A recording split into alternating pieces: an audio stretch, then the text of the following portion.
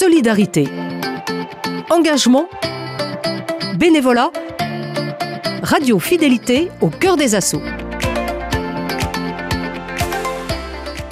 Cette semaine, dans Au cœur des assauts, nous suivons l'association Timilène qui s'est donnée pour mission d'initier les plus jeunes à la lecture en breton.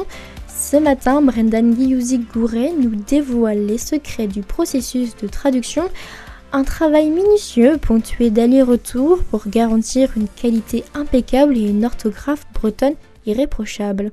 Justement, on traduit de la langue d'origine. Alors des fois, quand c'est l'anglais, par exemple, en s'aidant de la version française quand même pour vérifier qu'il n'y ait pas d'incompréhension.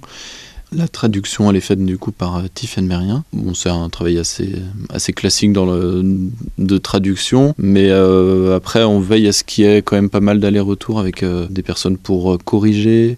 Donc il y a plusieurs allers-retours là-dessus, après pour relire le livre plusieurs fois, le texte, et après des relectures encore avant d'envoyer à l'imprimeur pour le BAT, le bon à tirer. Donc voilà, il y a plusieurs étapes où la traduction peut être assez rapide, mais après toutes les relectures, les corrections prennent un peu de temps quand même.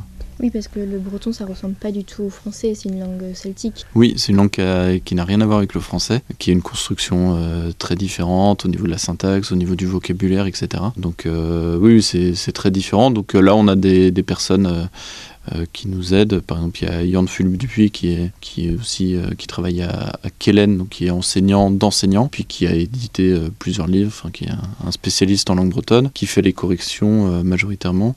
Il y a Olière Harmogne qui est aussi quelqu'un qui est très calé en langue bretonne, qui avait fait la relecture et les corrections du premier livre. Et ensuite, généralement, on travaille avec Lisa Jacques-Vargas qui fait des relectures, qui nous évite de publier des livres avec des coquilles ou des fautes qu'on n'aurait pas vues. Et dans l'association, tous les bénévoles sont bretons ou pas du tout ? Tous les bénévoles sont bretonnants. Bretons, après, ça c'est chacun qui se... Okay. Mais tout le monde est bretonnant, oui, en général. C'est...